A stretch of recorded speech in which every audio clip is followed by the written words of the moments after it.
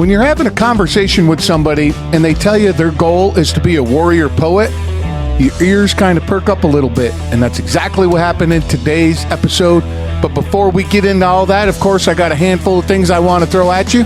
This is one of two different types of formats I have for the show. This is a long format, goes 60 to 90 minutes. I have a guest on and we talk, well, about everything and anything. And then on opposite weeks, it's just me, this microphone, you all listening, and shit that I think you need to hear. Everything you need to know about the show, where to listen, newsletter, blogs, all that good stuff, how to get a hold of me. You can find it at my website, brawpodcast.com. And I want to throw out a mention or two, High Speed Daddy. These guys make some cool baby gear for today's parenting. Diaper bags, lunch boxes, all that good stuff. Live Rishi. These guys make high quality CBD product. This product, both these products I've been using for many, many years.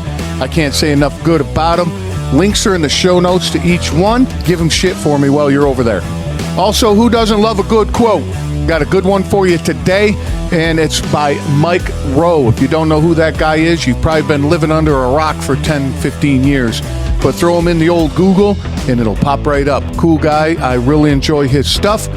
But the quote goes, boredom is a choice, like tardiness or interrupting. And boredom is one thing that today's guest does not struggle with. Man, this dude's got a lot of stuff going on. He's very inspirational. And bringing it back to the warrior poet, this dude's an author, fighter, and a dad, amongst other things. And how he got into fighting is one hell of a story. But like always, I'm going to let him tell you all about it. Let's get to it. Your stuff, I share that, you share that, you know, shows that you've been on and all that kind of thing. You know, some people don't do that, and I just don't understand why. You know, it's like you come on to talk about whatever we're going to talk about, but then you don't share it in your universe. It's like, so what did you come on for? You know? Oh, I'll share it all over. Yeah. Yeah, I'm pretty good about that. I'm the only one I'm super active on is Instagram, but I can like log into Facebook and do it all on there too and everything. You know? Do you get when you log in? Does it go when you get onto Facebook? Yeah, it's like the old dial-up. Yeah, holy man, jeez. Hey, where you hailing? Oh, you're down in the Lone Star State. Yeah, Austin, Texas, brother. Oh, that's pretty cool. I hear a lot of good things about Austin. Man, I had no plans on moving here, but I love it. I could see myself living in Texas for a while for sure. What do you mean you didn't have no plans? Would you lose a bet? No, we moved here during COVID. So we were in New York City, and New York City just sucked so hard during COVID. So we went and we stayed in my fiance's basement, her dad's basement in Wisconsin for a while, and yeah, my brother was living here at the time, so we came and visited, and everything was open, and we're like, man, this place is alive, you know. So talked about it a little bit, and we're like, yeah, let's give Austin a shot. Everybody's talking about it, so. But I fought it tooth and nail. I wanted to stay in New York, you know. That was my dream, was to live in New York my whole life. So when I finally made it there, like, you know, I was like, oh, I'm never leaving. I'm gonna raise my kids here. I'm gonna do everything in New York, and man, Texas got me, man. Good for you. What would you fall in love with New York City for? Oh, dude, like when I went there when I was 18, and just the energy of it. I grew up in New Orleans, which is, you know, it's a lot slower, and there's wildness there, but it's not like there's not like a lively energy of like growth and people like really aiming to do cool shit with their life, you know? Right. So I got to New York when I was 18. It was just like, whoa, this is insane. Like the energy just captured me. And you know, I grew up reading like all those books about the 1920s authors who lived in New York City and you know, we're jumping between New York and Paris, and I was like, yeah, that's the life I'm gonna live. Dude, so we got to back this up. For one, I got a funny story about New Orleans. Oh, yeah. Everybody does, right? Well, actually, the lack of New Orleans. I've never been there. Okay. And I used to live in Colorado, and my buddy and I would travel. We would go all over the fucking country on our motorcycles, like literally all over the country. I've been to every state. I've been to Louisiana, but I never been to New Orleans.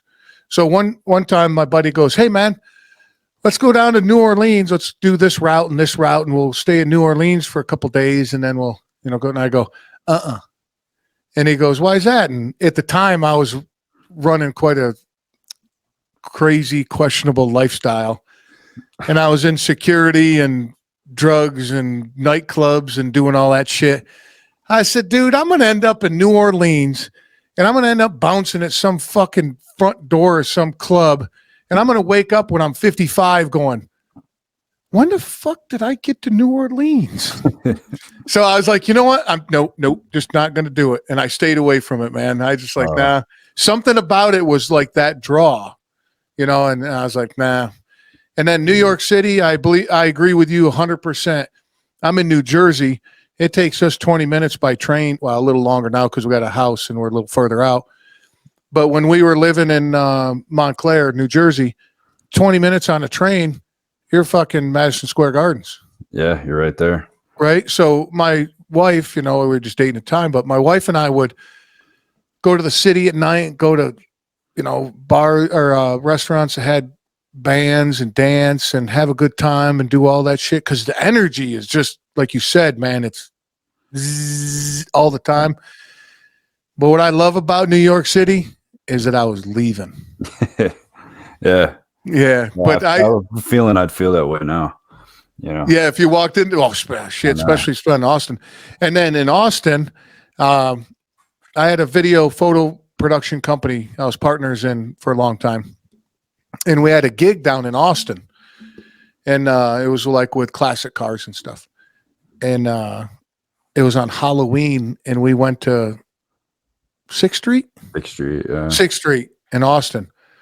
What a fucking madhouse. Yeah. That was when I was drinking and drugging, dude, so that was a good time. We had a good time. Yeah, it's Muay Thai has been really good for pulling me away from that world. Yeah, I'm a cocktail bartender, so like I'm around that environment a good bit. Definitely pulling back from the bartending now. Got some other things working, but it's hard to pull away from, man. It's good money. Good money, right? Good money. It's fun. It's fun as hell. Dude. Oh, dude, I loved bartending. God, because you could just, I bartended in honky tonks and shit, so I could just talk mad shit all night long to everybody. Yeah. You know what I mean? It was not a classy joint, and so back in Colorado too, I was going in a bad way, and I got into martial arts, and when I was looking for a place, I didn't want to end up at one of these schools that had 50 people and you do 30 kicks on one side and 30 kicks on another. You know what I'm saying? There's nothing wrong with that. If that's what you're into, that's great. But I got recommended to this guy, and he taught Ed Parker Kempo style. Okay. And I was deep in that world for a long time. I loved it, dude. It kept me out of so much trouble. Yeah. But discipline of it.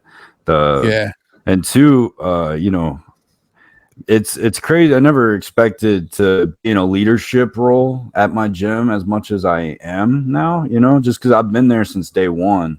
I moved over with a coach from my previous gym, and, you spend enough time in there because I'm like a 5-6 day a weeker type of guy. Damn, dude. Like these jiu-jitsu guys, right? Yeah, I've got the bug, man. And once all these younger up and comers start seeing your face all over, they just start asking you questions. They want to work with you, and I never expected. I wasn't a very aggressive or violent person prior to Muay Thai. I still don't really consider myself that, but I just know how to be now. But yeah, definitely working with the younger kids, you find yourself in a leadership position, and you're like, man, I am in this shit. Like it is such a big part of my day. Like 2 to 3 hours every single day is like just strictly focused on Muay Thai. Never thought that would be the case, but here we are, That's awesome. Now, you said you jumped in with another guy. What'd you do? Go into a gym originally? How'd you get into the first gym? So the first gym, it was a weird story. I was hanging out with some coworkers of mine, just like chilling on his kids were asleep, and we were out in his garage just drinking a bottle of Elijah Craig, and his very large brother-in-law was over. He's a big dude, and I don't remember what happened, but we started talking shit, or just like shooting the shit. And generally, like, the people I typically hang around, we just shoot the shit all the time. We'll make fun of each other. Well, this guy was just like not having something I said. Like, he took like severe disrespect to it. So he was just like, get up and fight me, and I was like, dude, I'm not gonna fight you. You're out of your fucking mind. Like, and but he was pretty persistent. It got to the point where like we're face to face, and like I'm looking at my boys like, yo, please break this up, because this dude's gonna wreck me right now. Because I didn't know how to fight at that point. But to be honest, like, it was a pretty low point, because I obviously was alcohol induced. I got home that night and I told my fiance, I was like, I'm like 30 years old. I can't be like not fighting people who are trying to fight if we want to have kids and stuff. So I was like, I'm going to sign up for martial arts gym. I like literally got on Google as like YouTubing specific martial arts, and Muay Thai was the one that just looked coolest to me. So I go to that gym and go through that awkward phase of like day one learning, like trying to not look like an idiot, but you have to. You're getting humbled by everybody. But there was one coach in there who really like, he took his time, and he actually like corrected you when you were doing stuff wrong. And he was really like, he would push you too. He was the guy that not every day, but every now and then you get a day where he's like 30 kicks on each side, and you have to feel what that was like. But really it was his direct approach to being like, this is what you're doing wrong, here's how you fix it. Anyways, he was the only coach I really liked over there. Everybody else was kind of like hard asses. He goes to Thailand for a month to train, and I'm just at this gym now with no coach that I like really like, and I'm like, man, this place really kind of sucks without my coach. And he gets back from Thailand, I'm pumped. And then like that day that he's back, he's like, today will be my last day here. I'm like, shit, dude. Like, I waited all this time. I know. Well, then about a month later, he announced on Instagram, he's like, I'm opening a gym like across town. And I was like, I just emailed him immediately. I was like, yo, dude, can I come over to your place? And he's like, yeah, come on. Like, so I was in there helping put down mats, training with some of the guys that were starting it before it even opened.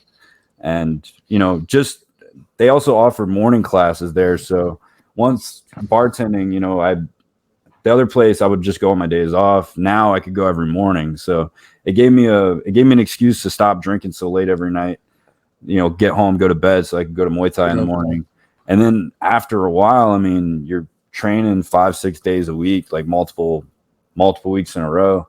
I've like now been in a ring. I've got 2 fights this weekend. Like, I'm like in it, and it's cool, man. Like, it's cool. Congratulations, dude.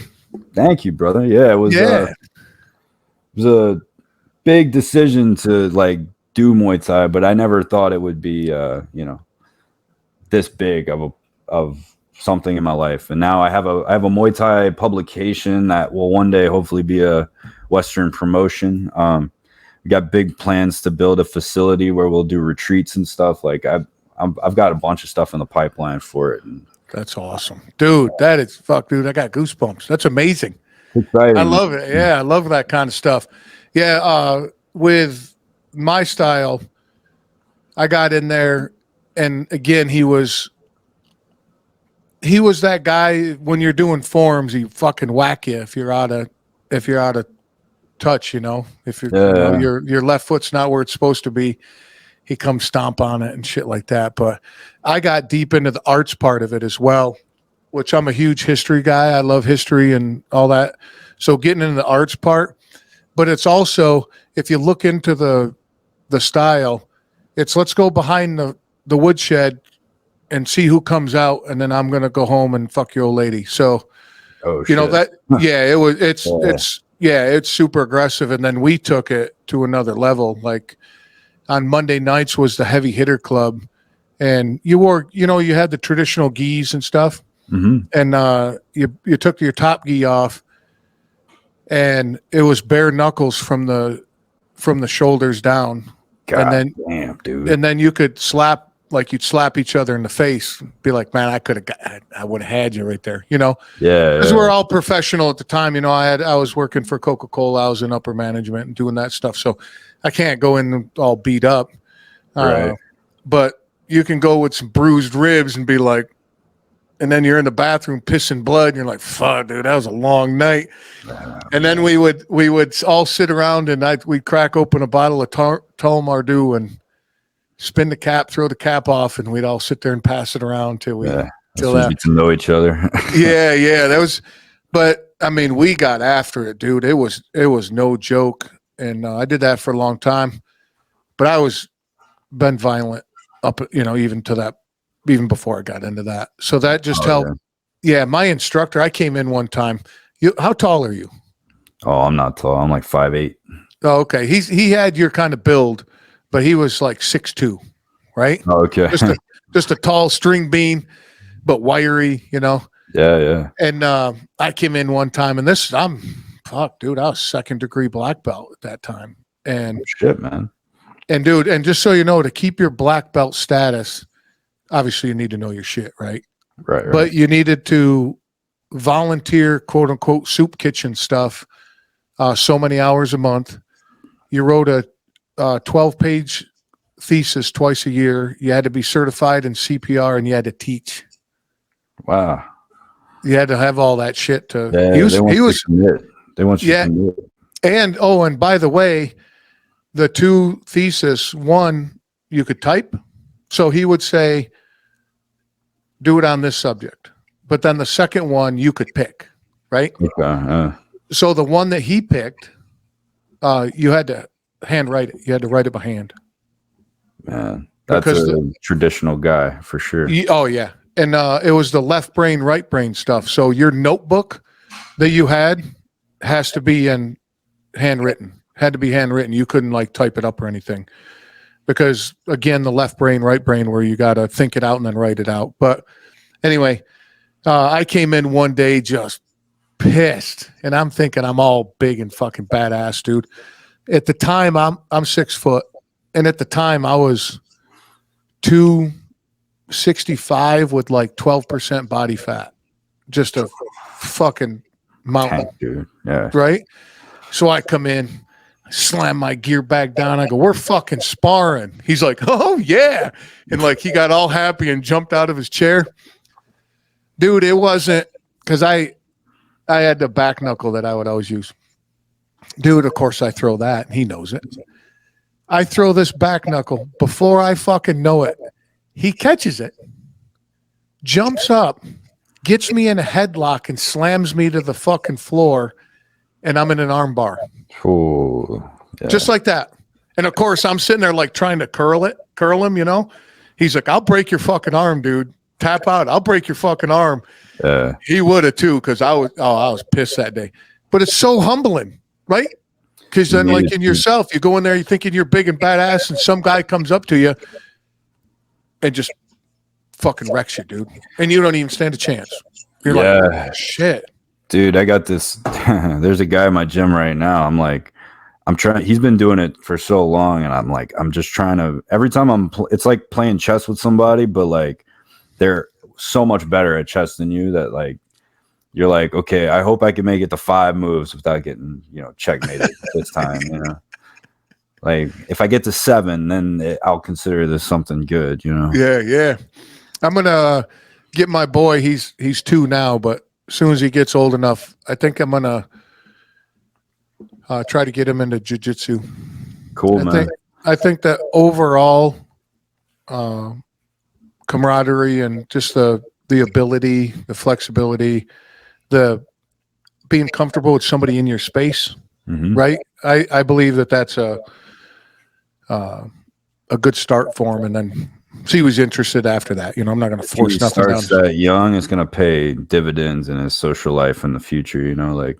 He'll just know how to interact with people in a way that's just way deeper than I think a lot of kids are getting nowadays. 100%. And he's been going to daycare since he was 4 months old. Just because of our socializes. Dude, we went to an outing with a bunch of our friends that have all the kids are right around 2 years old, give or take, but in that pool.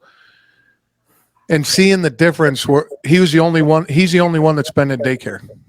Man, so and seeing the difference, I'm like, yeah. He's doing good. Yeah, he's a little social butterfly, dude. He's got women wrapped around his finger, man. I'm like, yeah. But how long you been doing Muay Thai?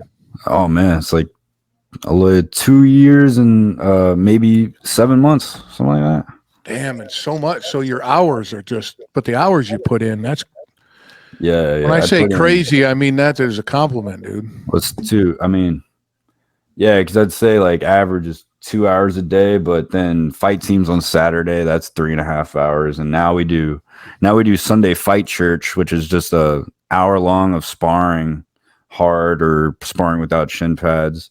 So yeah, it's I try to take at least one day to go to the sauna and repair my body, but there's been weeks where I just wake up, I'm like, I just want to go to the gym right now. I'm gonna go in, figure it out.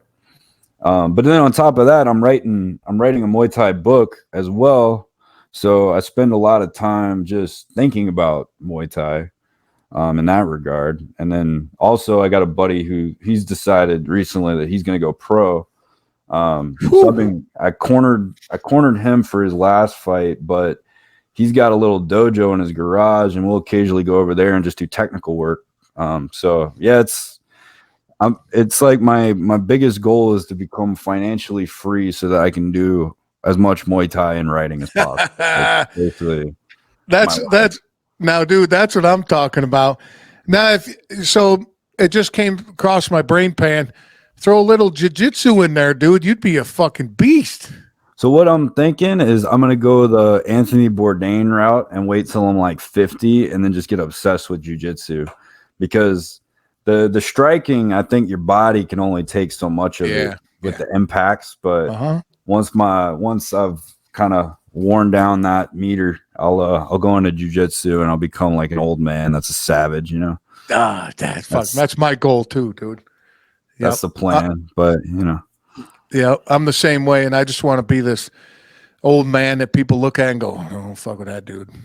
Yeah, I used to work at the YMCA, and I remember this back when I was playing football in high school. I'd go in there at like 6 a.m. There'd be an old man in there. He had to be like 88, 89. He'd just be in there hitting the shit out of a bag. He didn't have much power behind him, but like he had the fight still. You're like, yeah. I know if like I piss this dude off, he would at the very least try to kill me, like. Yeah, you'd have to work to get away from that dude. Yeah, oh yeah. Right? It would still be a fight, Oh, that's awesome. No, I was doing security for a long time and some other things, and I needed to learn. I knew how to fight, but not well, I guess this is a good way to explain it. I was a scrapper. Okay. Right. So I'll fish hook you. I'll fucking horse bite you. I'll eye gouge you, that kind of thing. But then I added that training on top, and then it was and then my being 25 and full of fucking testosterone and cocaine and fuck, dude.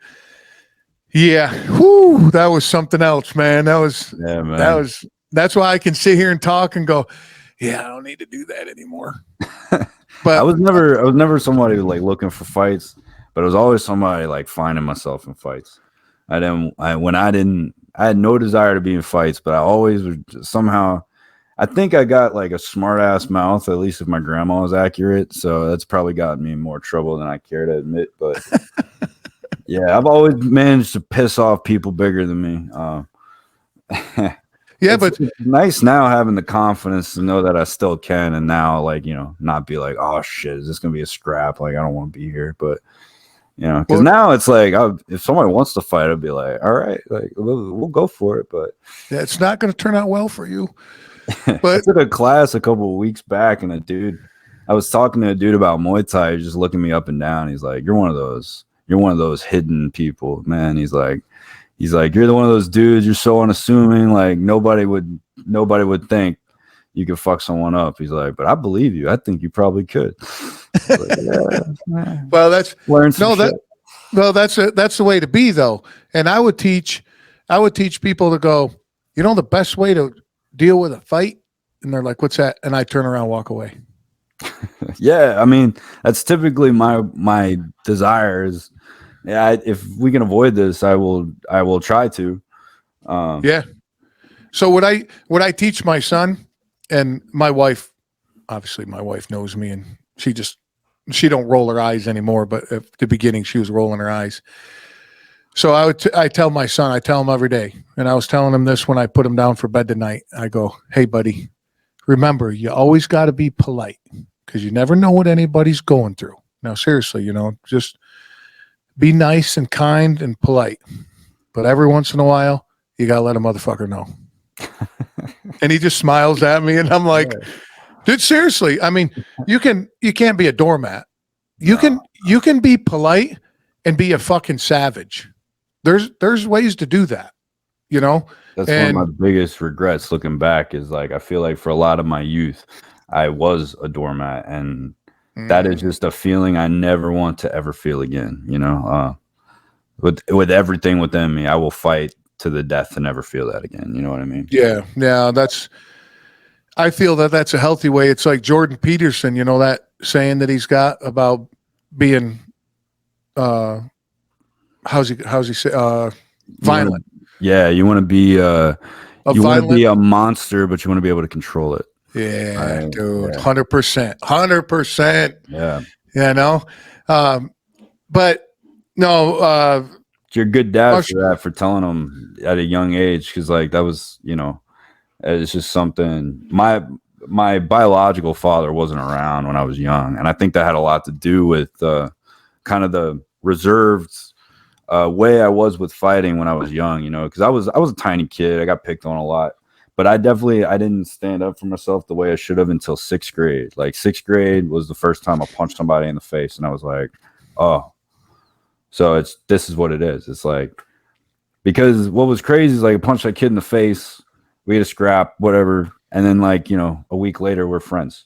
And I was friends with that kid all through middle school, It's weird how it works like that, but the world needs more of it.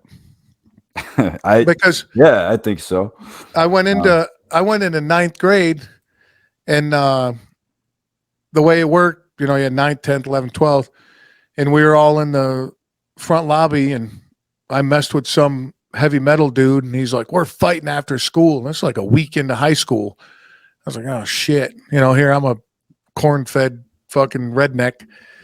I was like, all right, well, I know how to scrap. I've been doing it all my life. And we get up on, literally, dude, no shit. We get up on the train tracks behind school. That's not a fucking joke. And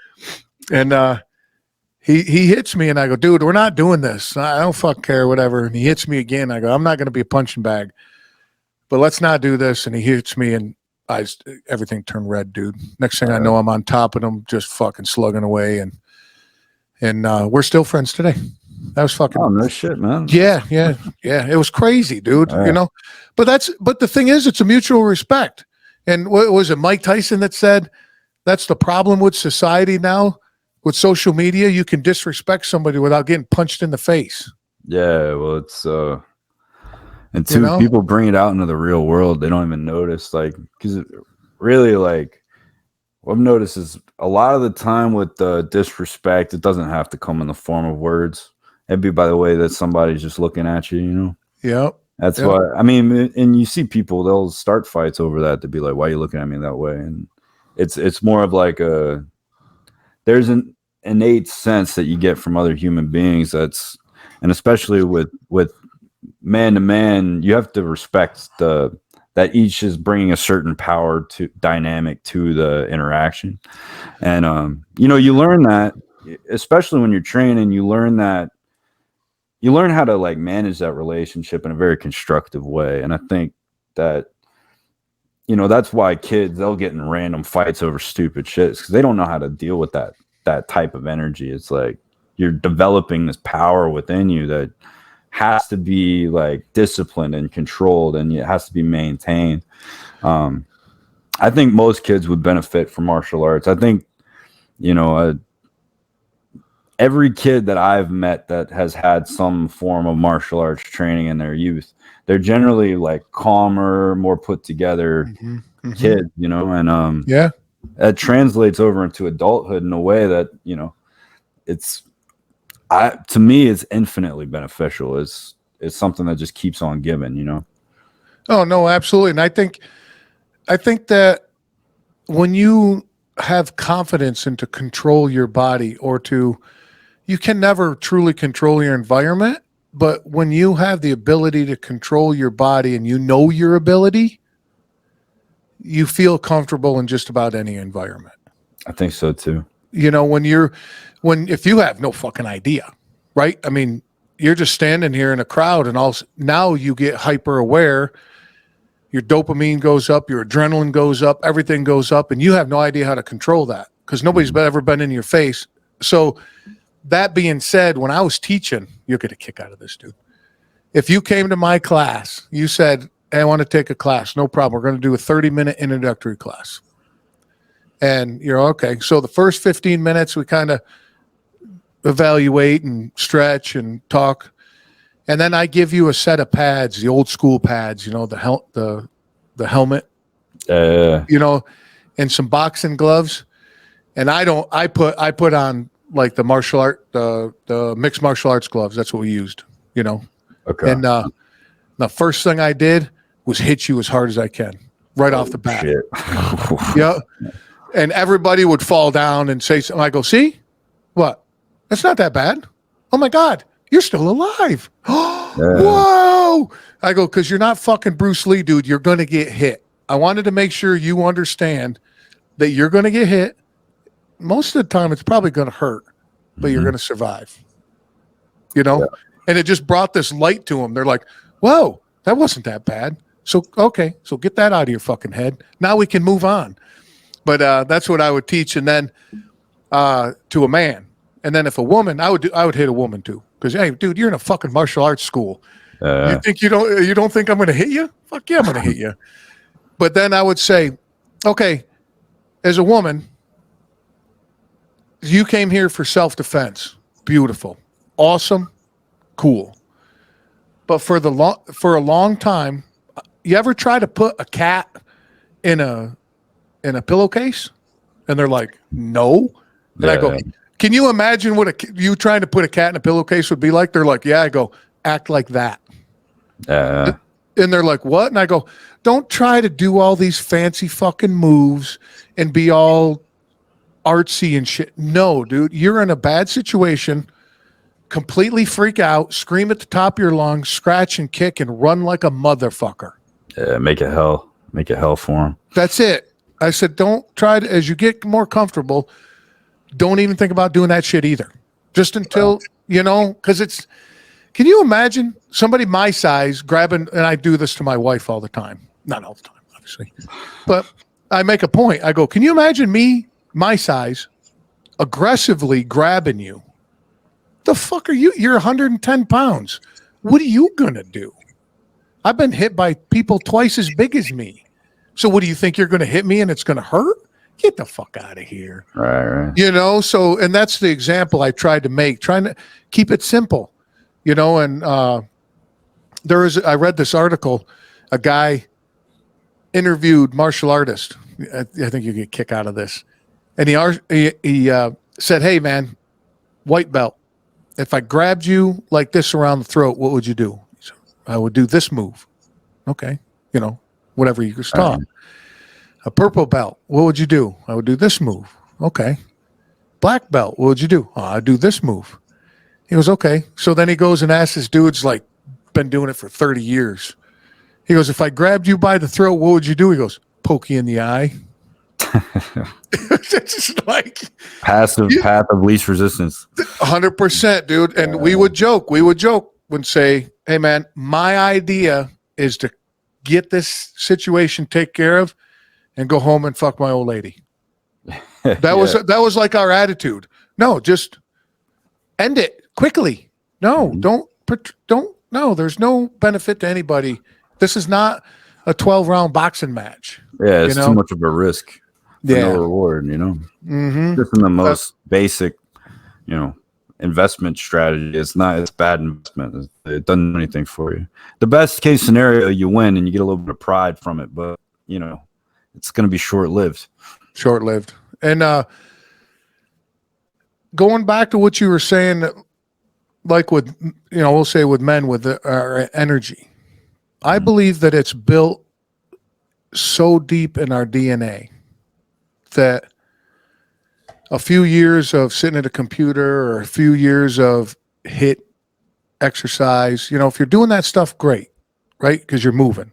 But we're humans, we're meant to move, right? But we need to go to battle, buddy. We need a war to fight, man.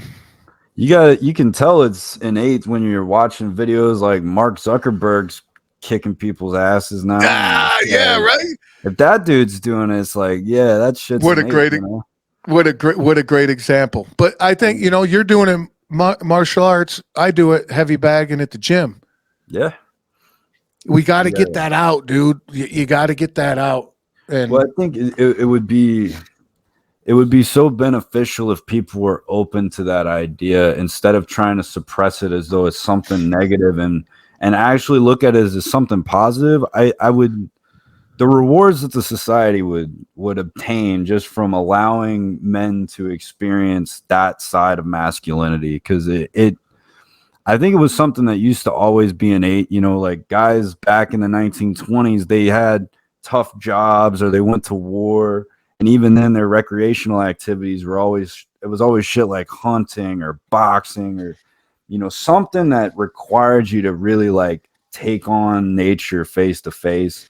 And now it's like we can simulate all that where we get the pleasure sensors from our brain, like if we play Grand Theft Auto or some bullshit like that. But actually getting in there and going through the actual grind of experiencing it, that there's no substitute for that. And my thing is like, yes, it's innate, but the more you develop it, the more refined it becomes. It's like doing anything well. You got to refine how you're doing it. You know, it's like I could say I want to write a book, but until I sit down and I put in the work and I learn how to write a book and I refine the style of writing that book, I'm going to write a shitty book, you know, like.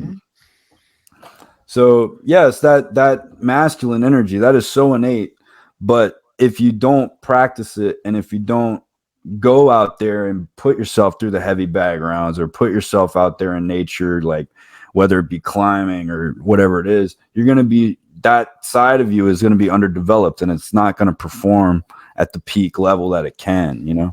100%. Well, look at this craze nowadays, the ice bath stuff. Yeah, where dude. everybody's dude, all you're doing is soothing what's deep in your DNA to be a fucking savage. I'm going to go through some brutal ass pain because it makes me feel good. I know makes it right. Like something I have no idea. It sucks. Like it's the worst thing in the world while it's happening. And then you get out of there and you're like, I feel like fucking amazing right now. I feel the best I've ever felt. Better than any drug has ever made me feel. Yeah. That's how I feel right now. There's a phrase that I like. Nobody ever left the gym saying, fuck, I wish I didn't do that. Yeah. You know? Yeah, it's true, man. Well, shit, dude. So, you know, we've been talking. I mentioned something about right brain and left brain. Okay, let me see if I get this right. I think it's the left brain that's the physical part. Mm-hmm. And the right's the creative. Yeah, and you do a lot of creative shit, dude. Yeah. God damn. How'd you get into all that? Well, I was basically told my whole life I was going to be a pharmacist. And I got through, saying I got through a semester is a stretch. I took a semester of pre-med courses and I was fucking miserable. So, but in that meantime, I actually got involved with theater. I was acting in stage plays, and then I was doing stand-up comedy and writing the stand-up.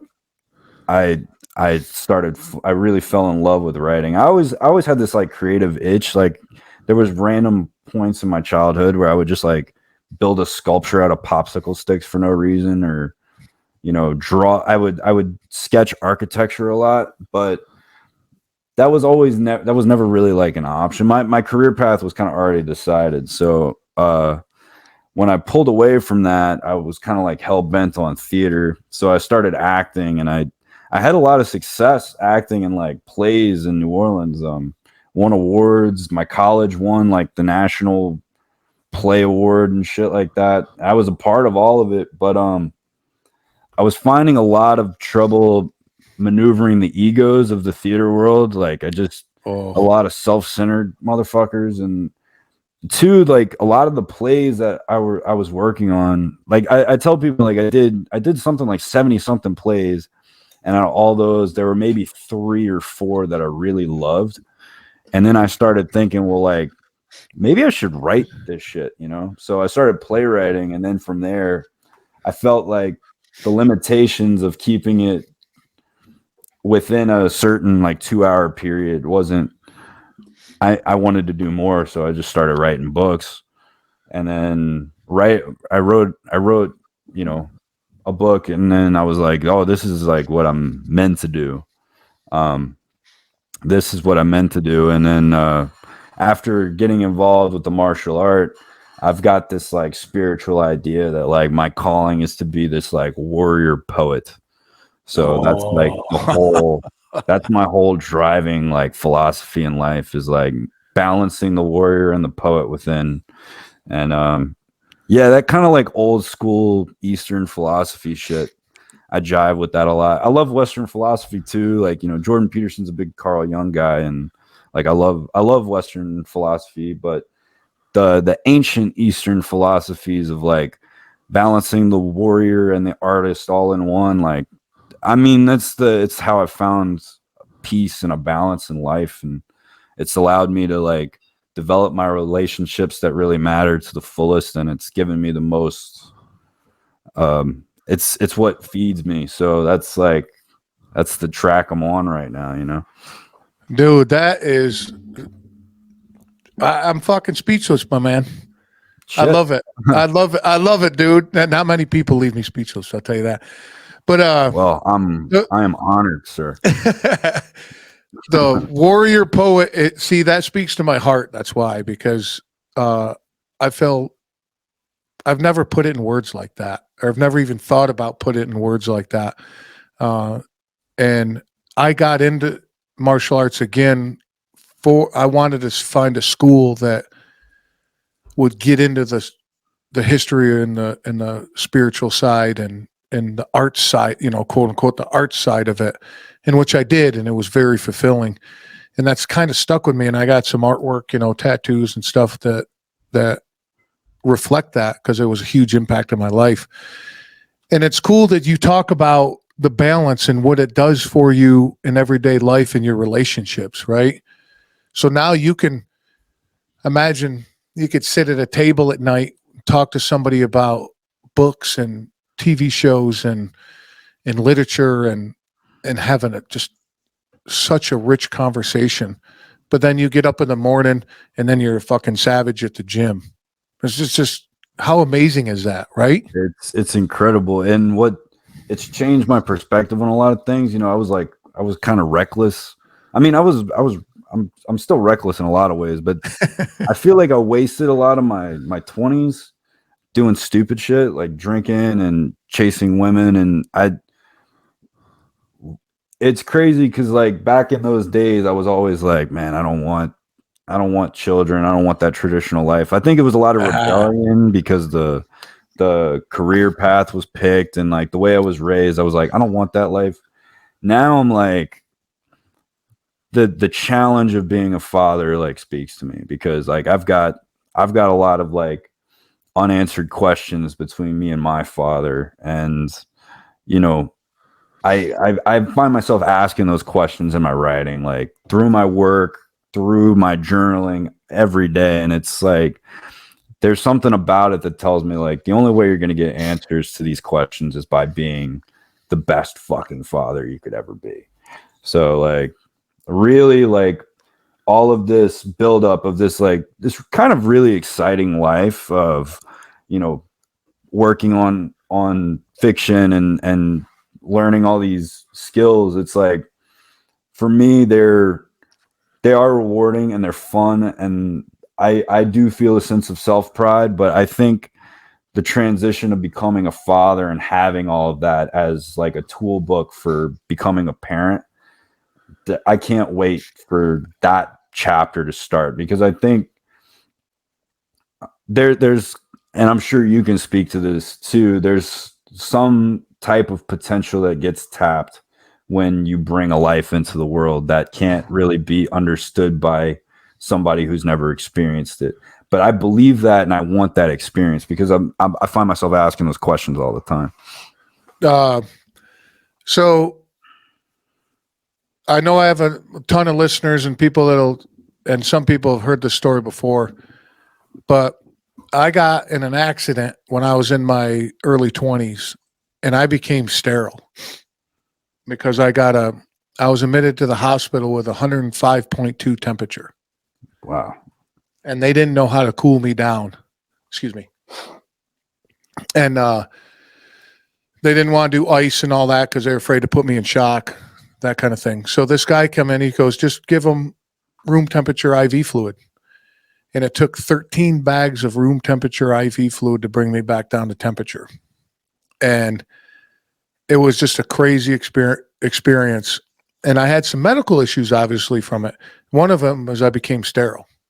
And the doctor's like, dude, you just nuked everything in your body, basically. And so for every year I get a physical, and I've done it all my life. And every year I'd be like, I'd go to the urologist before I went to my physical, get tested, sterile. So I just wanted to be a dad. And for that to happen, I believe that sent me down the path of life that I chose, because I'm like, fuck it. If I can't have kids, I might as well just enjoy the ride, and just have a good time. And then life changed. Some other stuff happened. And I meet my wife now, my current wife. And I said, just so you know, I can't have kids. And she's like, when's the last time you were tested? And I said, years ago, because I just don't want to be disappointed again.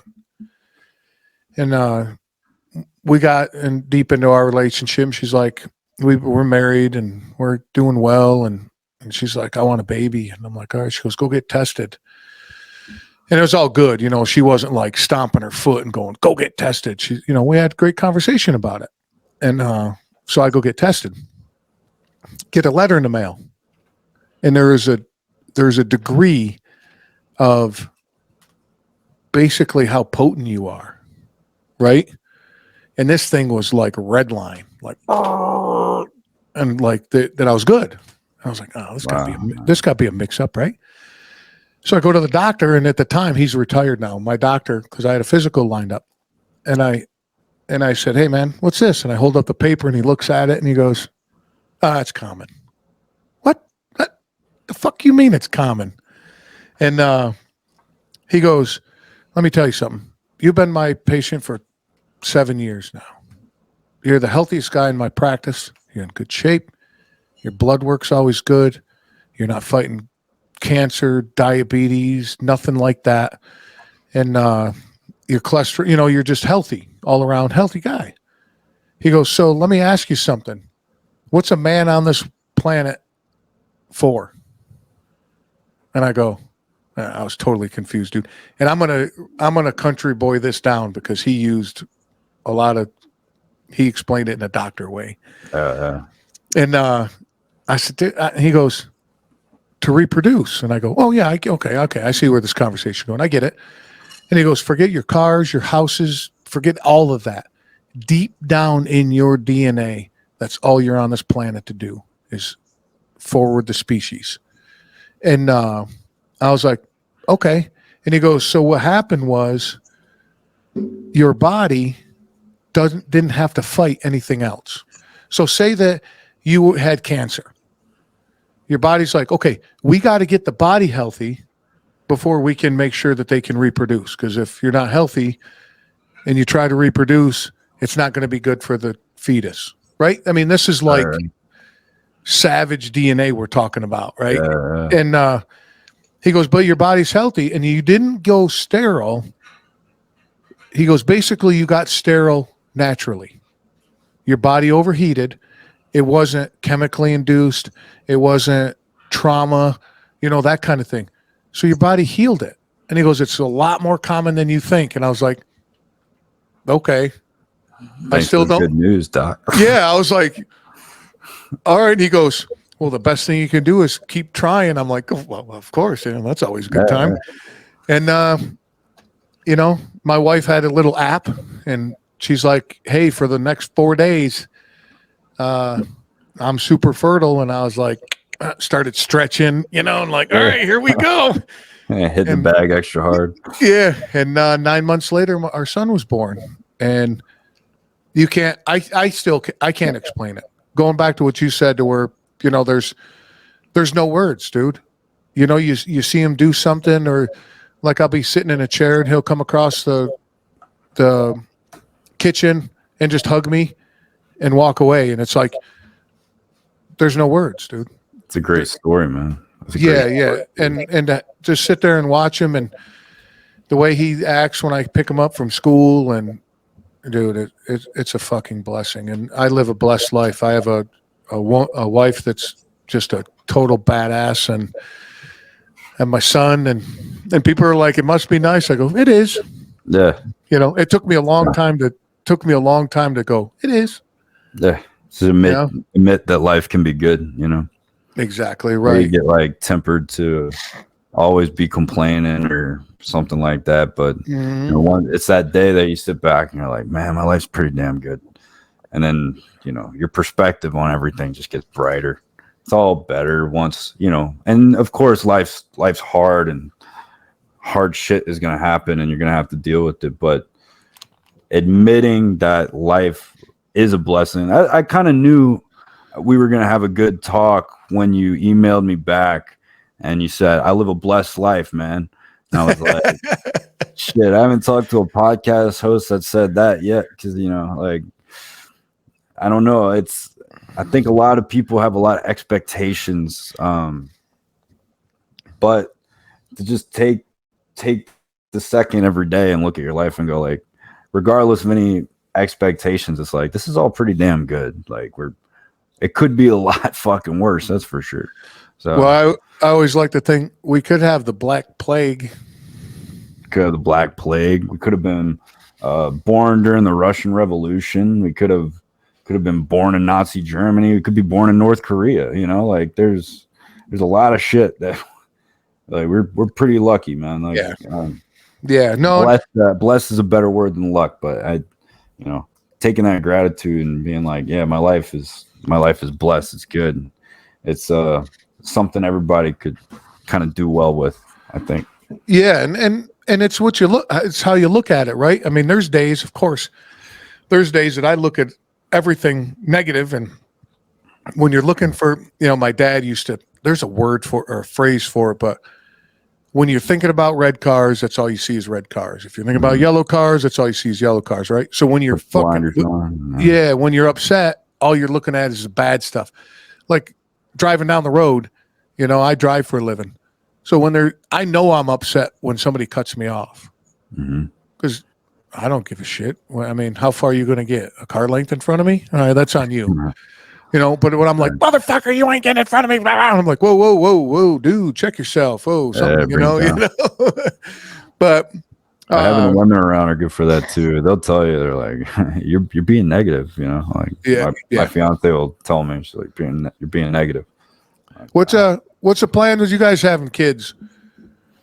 Well, we hope to get married, but we're both very busy people, so planning a wedding hasn't gone so smoothly. And now with we've got some friends getting married, so we're gonna go to their wedding, and then her brother and his wife just had the baby, so we're trying to get up we're trying to get up and see the baby, and I think again we're kind of trying to take the pressure off and just let it happen, get ourselves in a place where we're happy with where we are and we're ready to take that step, but nobody's ever ready, right? No. Well, the thing is, though, I look at it as you're never ready. I agree. You're never ready. But we weren't in a bad spot. Like we had a stable home, stable jobs, stable income, that kind of thing. Our relationship is stable. So we weren't in a bad spot, but you can never be ready, dude. I mean, you just got to let it happen because you're going to figure it out. You know, you're going to figure it out. And that's when my wife was pregnant. Fucking everybody gives you advice. Oh, Yeah. You're like, let me give you some advice. Oh, please don't. But my buddy that I love playing poker, and I got a buddy that I play poker with, and his name, we call him Paulie, and he talks like this because he's been smoking and drinking for so long. And we were going to a poker game, and it was about a month before my son was born. And he's like, "You've been getting advice?" I'm like, "Oh, fuck, dude." We're walking through the casino. And he's like, "You've been getting advice?" I'm like, "Jesus Christ, you going to give me advice now too, Paulie?" He's like, "Yeah, I got some advice for you." I was like, "What's that?" He goes, "Fuck them." I go, "What?" He goes, "Fuck what they think." Yeah, exactly. That's why I love telling the story. He goes, "Fuck them, dude. You'll figure it out. We've been doing it." He goes, "We've been doing it forever, man. You'll figure it out. Fuck them." Yeah. All right. Thanks, Paulie. And it did. It put me at ease because he's just such a nice guy and he's so direct and all that. But it's going to happen, dude. You know, you guys are going to be at a wedding or up there visiting the kids. You could get all baby fever and we've been FaceTiming with them all weekend. Oh yeah, it's like yeah. It's the shit, you know, they're like big cheeks, you know. It's got big ass cheeks. Let her talk to my son over FaceTime, dude. She'll turn to you and be like, "Yeah, come on, dude, come on over here for a minute." Dude, so books, man. Let's talk about your books. I love this conversation, and I could go in this direction for the next 4.5 hours, but we'll have to do it again sometime for sure. For sure, man. Books, man. So you got a pile of books. I mean, I was trolling you a little bit. Cool. Yeah, it's published. I've got 2 short stories and then 2 novels. But I basically used the short stories to learn how to publish a book. Without, you know, the little short stories, I did everything myself. You know, I did everything by myself. And then I saw like kind of what was required. So the 2 short stories are The Trouble with Dead Terriers and then the sonnet. And then after, what was crazy was the Terriers book, just from me like kind of pumping it on like social media. I'd been telling everybody I was writing a book. That wasn't the book I was referring to, but I guess everybody thought it was because like everybody went and fucking bought it. It hit like number 1 on the dark comedy shit. Like, I was like, that's not my book, but thank y'all. Like, you know, appreciate it. Yeah. And then my first novel was a Civil War novel. It was a weird story. I was like riding in my car. I was driving a rehearsal and I was like listening to NPR or something, and it was one of those like live music episodes, and they played a song about the lake that I grew up on called Lake Pontchartrain. But it was crazy because it was about an Irish guy who somehow ended up in New Orleans and found himself stranded and penniless, and he ended up finding this Creole woman along the shores of Lake Pontchartrain, and he fell in love with her, and he asked her to marry him, but she said she couldn't do it because her husband was out at sea. I was like, whoa, well, that would make a beautiful fucking book. So I just started writing a story about an Irish guy who basically fled Ireland to escape the famine. He was a shipman in Ireland. So when he got here, the natural route was to join the Navy so that he could support his mother and his sister. And he ended up signing up with his best friend. Well, they end up finding combat, and throughout the story, essentially he ends up abandoning the war. So he's wanted and he's a criminal essentially, and he doesn't have any money. Well, one of the great lines in the song is, "There are no friends to me." And then she came, you know. So when he meets this woman in the book, he's pretty broken down. He's got a bad leg injury. He's been train hopping. He's nearly been arrested and shot 2 or 3 times, and she just takes him in. And yeah, I mean, again, the story of the book kind of just follows the way I perceive the lyrics of the song, but it's part deep war story that's about friendship and loss and pain, and then the second half is really a tragic romance. So I wrote that one while I was in New York, published that during COVID, and then I started my second book shortly after that, which is a completely different storyline, a completely different genre. But yeah, so that was the Civil War book. The second one is about an orphan who gets adopted by the mafia in New Orleans. And that's going to be a 3-part trilogy. So the first book just came out in December. It's done fairly well. It's gotten really good feedback in terms of like its readability, and it's been enjoyable for people. But the fair warning, the opening book is gentle to where the story is going. It is marketed as a young adult crime novel, and I do want to keep it in that realm, but it's definitely going to get heavier throughout the series. Is that the one that's The Outsiders meets Goodfellas? Yeah. You can't see it, but on the artwork on my wall, I got the movie poster for Goodfellas.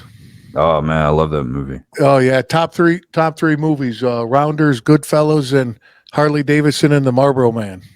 I've seen the first 2. I've never seen Harley Davidson. Oh, dude, it's the absolute worst fucking movie in the world, but it's amazing.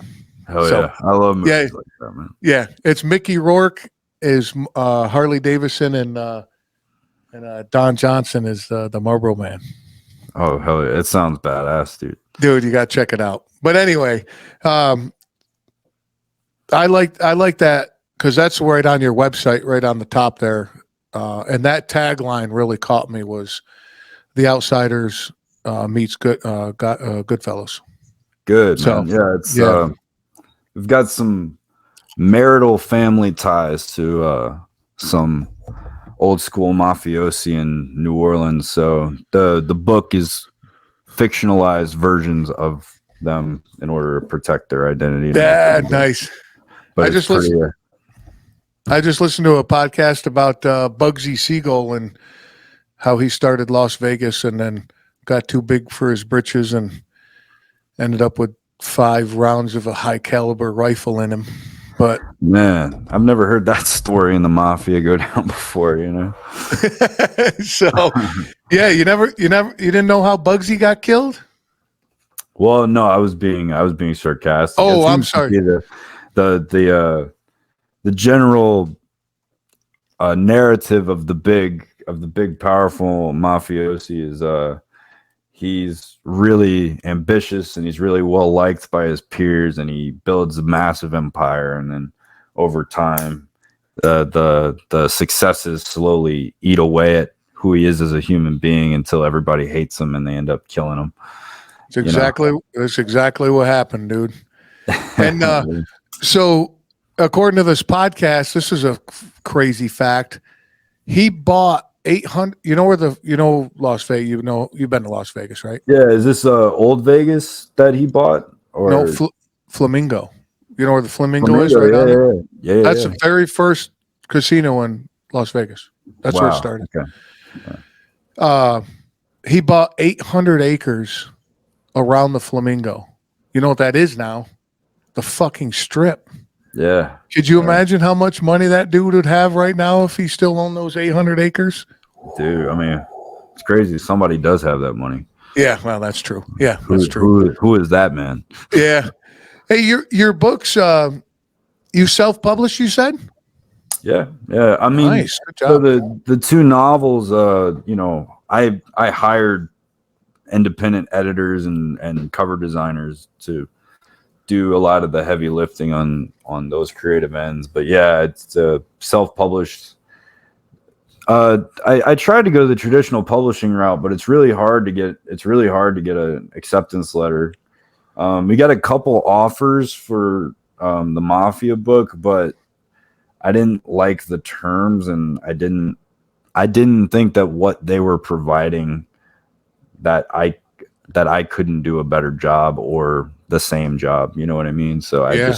Yeah. it didn't make sense to me to give up the creative licensing to people that wouldn't do it as well as, not as well as I would, but they're certainly not as passionate about it as I am. Yeah, So exactly. No, good for you, man, to like stand up and be, no, I'm gonna pass because I can find another avenue, whatever that may be, right? yeah, yeah. And then you're gonna put them on audio. Yeah, it's more of a like, again, all these things are expensive, and I wish that, and I believe that one day writing will be my primary source of income. It is not at the moment, but essentially every time I do anything with publishing, it's I consider it a long-term investment that I will not see the returns on for many, many years. So yeah, again, like I've recorded chunks of audio for the newest book, and during that process I've realized, like, well, I think I need a recording studio, and I think I need somebody who can do audio mastery, and this is just so much work for me when I think somebody else could do a lot of these jobs better than I could. So it's more just acquiring the funding to actually put that into action. But once that option becomes available, yeah, ideally I would like to put out audio as soon as possible, for sure. Dude, and you got to read it because your fucking voice, dude. You got to read it. Yeah, well, it's funny. I did a like a serial like a series that was fiction about a convict from West Virginia who is journaling in his cell every night, and that did very well as well. That's on Spotify. It's called The Coldest Hour. But I do the voices for the guy who the main character, and it's like a deep West Virginia accent, like, and it's a gritty fucking serial. I wrote it. It was crazy the way I did it, because I would basically write it, and then I would record, and as I recorded, I would edit it. So eventually, like 3 or 4 takes, I'd be like, all right, this is the final take, and then go for it, and then bam, put it up. And that was like every 3 weeks, another episode would go up, another episode. And eventually it ended up doing the whole thing, both written on Substack and then recorded on Spotify. But it was my first swing at audio, and I had a really good time with it too, man. A lot of people reached out about it. It was surprisingly fun and like fairly effortless, because there wasn't the whole process of redrafting and everything. It was like, nah, just fuck it, like, go for it, just do it. Yeah. When you take the pressure off a little bit, you can get down the road a lot quicker, and it feels better, right? Oh, for But sure. I do, because of my video contacts back in the day, I still do a lot of extra work, and I'm playing. Nice. Yeah, I'm playing a truck drive. Back in the 70s, I'm playing a truck driver serial killer. Whoa, man, that's cool. Yeah, and that's a cool role, man. About 6 months ago, I played a pedophile killer. Man, you're just stacking that resume, dude. I was just gonna say, there's talk about a tap cut, what do they call that? Typecast. Yeah. But it's just fun, man. I like that world. You know, the creative world. When I had the video company, I was just creative all the time, like 24/7. You're being creative. And when I got out of that and got back in the corporate world, and I love my job, dude. I fucking skipped work, so I love what I do. But there's no real creative you can get creative in a corporate way, but and then when I started this show, some of the stuff that I do is over the top creative, but I just enjoy doing it. So it doesn't matter to me. It doesn't feel like work. I have a great time creating content and artwork and all that kind of stuff. But I can see where I enjoy writing. I write like super, super short blogs on my website because it's just fun. It feels good. The work that you guys put, God bless you, man. The work that you guys put into a book. No, I'm not built like that, dude. No. It's a weird like thing in your head where it's just like, it's not right. It's not right. It's not right. The whole time, right? It's just that for like 2 years. And all of a sudden you're like, all right, this might be something, like I don't, I don't know. I think it'll pay off eventually, but the actual process of going through it feels like a battle a lot of the time, especially like the book. I went back to the first book I ever started writing. It's a real stupid fucking book. But I went back to it because there's something about it I can't shake. I'm like, there's something in this that I'm just missing. So I said, you know what? Like, I'm not, because everybody's asking about the second book for the Mafia story. I'm like, nah, fuck, I'm not writing it until I get this idea fleshed out. And so I'm in the midst of this rough draft that I have just like let go of all the like limitations. It's just like whatever comes onto the page is what fucking happens. Oh. And we'll fix it in editing. Whatever happens, and we'll fix it in editing. And then whatever happens after editing, that's going to be the book. But yeah, it's a fucking shit show right now, man. It's gritty and it's fun, but it is just all over the goddamn map. Now, do you have a set time or a set like thing that you do to write? You're like, okay, between 6 and 8, I'm going to sit and write. I used to do it that way. Now it's a word count. I do 1,000 words a day on the book itself. I also journal, and if I go a little over 1,000 words, that's fine too. But I find 1,000 words a day is enough to appropriately challenge myself without wearing out. Oh, okay. So, and whenever it strikes, there's sometimes it happens early in the morning. Sometimes I'll be up at like midnight, just pounding away. But as long as I get my 1,000 words, I'm good. Right. Now, do you split that up, or do you, when you sit down, you're like, as soon as I sit down, it's 1,000 words and before I get up? Yeah, typically I'll just sit down and I'll pound it out. If it happens in the middle of the day, like after Muay Thai or something, I'll sometimes get up and like have a coffee break or eat some, like snack on something. But yeah, it's generally like if I'm working on the book, I won't go do other kind of work and then come back. It'll be like, no, this is when I'm working on the book. So cool. Like for example, I haven't done it yet today. So like I'm gonna eat dinner tonight and then I'm gonna come back and I'm gonna pound out my nice. Now, do you have a process of like something on your phone?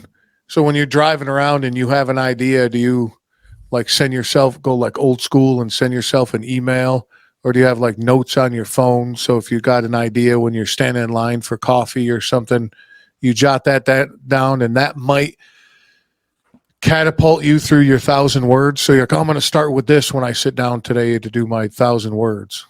No, I'll think of like book ideas sometimes, and what I'll do is when I go to journal that day, I'll go to my journal and I'll write down the book idea as detailed as I can. And after I write it down, if it comes back to me without me having to look for it, then I'll know it's something worth pursuing. That's cool. That's good. In terms of like when I did comedy, I would pull off to the side and I would like say some notes into my phone. But I do aim to bring like a good level of humor to the books. So, but a lot of the jokes that come out in the books, they come from just free writing. Like just, that's what those like crazy, like messy, rough drafts are for, is because like you'll get some of the funniest shit you've ever written just by like not thinking about it, just like going. Because that's essentially the rough draft is just like madness. You're just like going, like it doesn't even have to make sense half the time. Like generally I'll try to like stay on topic, but like if it goes off the rails, it's like you got to see where it's going, because you never know. That might be the whole arc of the book, is that tangent. Yeah, So I can see that. And basically it's like, all right, I'm giving myself 130,000 words of this draft. And then once that 130,000 words is done, I'll print it out and I'll go through it line by line and mark shit that I'm like, that's it, that's not it, boom, boom, boom, boom, boom. And then after reading through all that, I'll have an idea of the narrative. And then I start constructing the story. And that's a little bit more disciplined and like structured. But there's like multi tiers of writing a book, and you have to like it's crazy, because the first draft it feels like you're a kid and you're just manic and all over the place.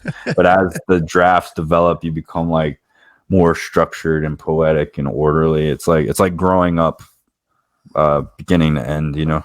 Yeah. That's sounds like a fucking grind, dude, to me. You're so passionate talking about it, which is super cool, and it's very inspiring. But the way I'm built, dude, no. Now, give me a microphone, dude. I'll talk your fucking ear off. But no, not writing down like that. No. Yeah. But no, that's cool, dude. I like to hear, because I have my processes, right? I call it, a power list, right? I got 3 to 5 things that no matter what have to be done today. And that's to move this project forward a little bit. It's like your 1,000 words, right? Mm-hmm. So you ticked it forward a little bit. That's it. Okay, cool, good. And that's what I try to do as well. So I enjoy hearing other people's processes, and, if I could pull a nugget here or there from it, that's cool too, Oh, yeah. Well, shit, that sounds pretty cool. Added bonus, man. Yeah.